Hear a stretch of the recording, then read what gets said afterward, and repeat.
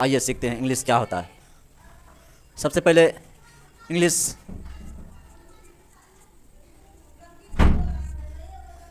English होता है क्या, व्हाट इज इंग्लिश। सबसे पहले इंग्लिश का परिभाषा।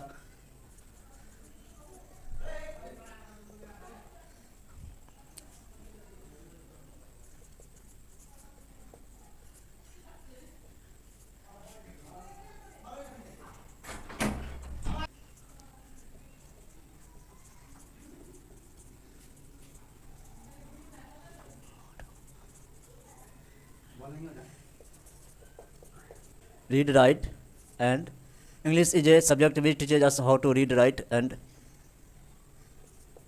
speaking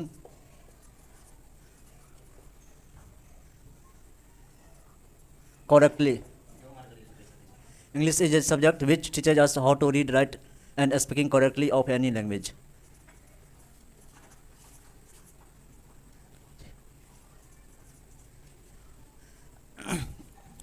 सबसे पहले इंग्लिश के बारे में जान लेते हैं। इंग्लिश कहाँ से आई। इंग्लिश हमारे देश में अंग्रेज़ों ने नींव डाली। अंग्रेज़ों के आने से इंग्लिश का प्रचार प्रसार हमारे देश में ज़ोर शोर से बढ़ना स्टार्ट हुआ। तो सबसे पहले इंग्लिश की परिभाषा जान लेते हैं। आइए, कहते हैं कि what is English. What is English मतलब इंग्लिश होता है क्या, इंग्लिश क्या है। इंग्लिश विषय जो है वह उसके बारे में जानने से पहले उसका परिभाषा कहता है English is a subject. English वह भाषा है, वह विषय है जो विच टीचेज अस, यानी जो हम लोगों को सिखाती है how to read, write and speaking correctly, जो हमें पढ़ने के लिए, लिखने के लिए और बोलने के लिए शुद्ध शुद्ध लिखना, बोलना और पढ़ना लिखना सिखाता है। यानी यह इंग्लिश ग्रामर से रिलेटेड है और ऑफ एनी लैंग्वेज, किसी भी भाषा को, दुनिया में कई प्रकार की भाषा है और किसी भी भाषा को समझने के लिए इंग्लिश जरूरी होता है। इंग्लिश एक मेन मुख्य विषय होता है। इंग्लिश की जानकारी हमारे छवि को सुधारता है, हमारे प्रभाव को आगे बढ़ाता है। किसी भी जगह रहते अगर इंग्लिश दो पार्ट बोल लेते हैं, इसका अर्थ होता है कि मेरी अनुभूति संभावना बढ़ जाती है, लोगों की प्रबल संभावना हमारे ऊपर घट जाती है।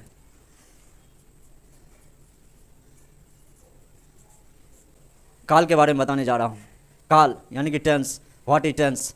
व्हाट इज टेंस कहता है कि टेंस क्या होता है। टेंस और टाइम दोनों का रिलेटेड संबंध है इंग्लिश में। टेंस और टाइम, टाइम बताता है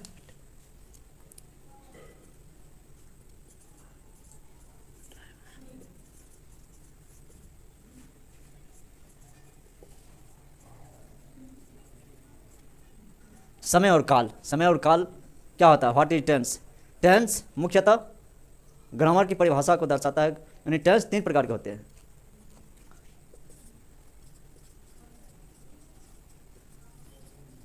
पहला पार्ट है प्रेजेंट टेंस यानी कि वर्तमान काल।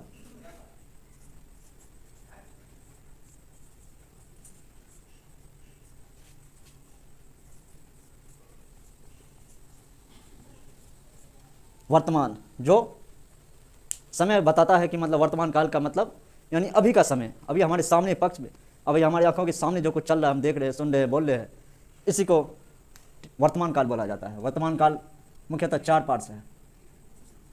There are many four parts of present tense, यानी कि वर्तमान काल के मुख्यतः चार भेद होते हैं। पहली भेद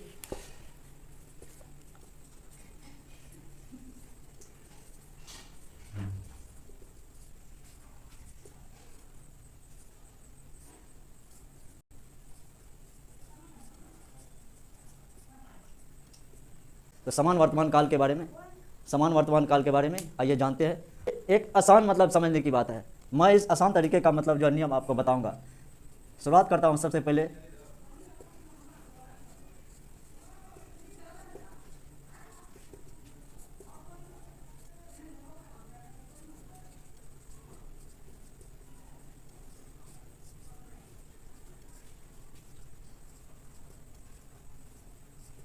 जो समय हमें वर्तमान समय में वर्तमान कार्य को होने का बोध होता है। जैसे में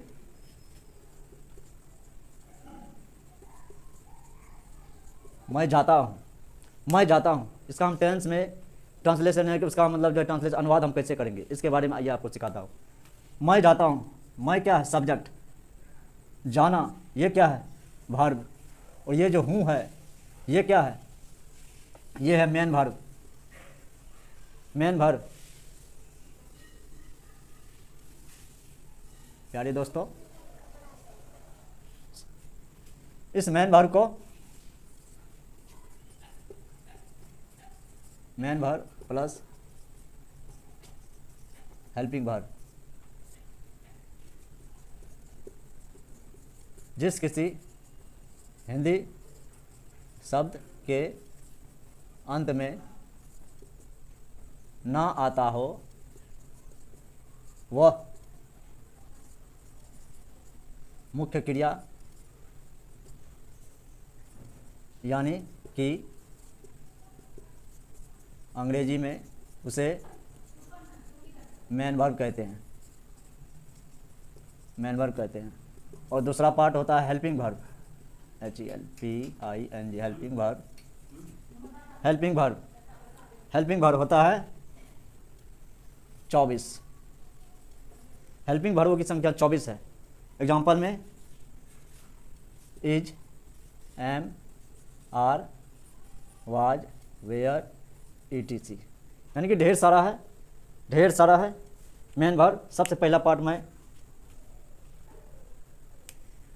मुख्य क्रिया में बताऊंगा, क्योंकि मुख्य क्रिया प्रेजेंट टेंस में यूज होता है और हेल्पिंग वर्ब का यूज प्रेजेंट टेंस में नहीं होता। इसलिए मैं सबसे पहले मुख्य क्रिया यानी कि मेन वर्ब के बारे में बताने जा रहा हूँ। मेन वर्ब होता है जिस किसी हिंदी शब्द के अंत में ना आता हो वह मुख्य क्रिया, यानी कि उसे मेन वर्ब कहते हैं। जैसे जाना, आना, खाना, रहना, पढ़ना, बैठना, सोना, गाना, ETC, यानी कि बहुत सारी वर्ब। ऐसे वर्ब जिसके अंत में ना लगा हो वह मेन वर्ब यानी कि मुख्य क्रिया कहलाता है। इसको पहचानने का सरल तरीका है, जिसके से हिंदी शब्द के अंत में, हिंदी मतलब जो क्रिया के अंत में ना लगा हो वह मुख्य क्रिया कहलाता है। तो सबसे पहले आइए, अब प्रेजेंट टेंस का पहला पार्ट्स होता है मैं जाता हूँ। ट्रांसलेशन इसका बना, मैं का इंग्लिश होता है आई लगा दिए। उसके बाद जाना का इंग्लिश होता है गो, आई गो, मैं जाता हूँ, इसका बन गया। क्यों बन गया? आप कहेंगे कि भाई यहाँ तो यू है, यू का इंग्लिश आप एम होता है, यहाँ एम का यूज क्यों नहीं हुआ? केवल मैं जाता हूँ, फिर हूँ छूट गया। हूँ का इंग्लिश एम की यहाँ क्यों लगता है? होम का इंग्लिश यहाँ इसलिए नहीं लगता है कि प्रेजेंट टेंस का स्ट्रक्चर होता है subject plus verb, object V1 V5 plus OW, यानी कि अदर वर्ड।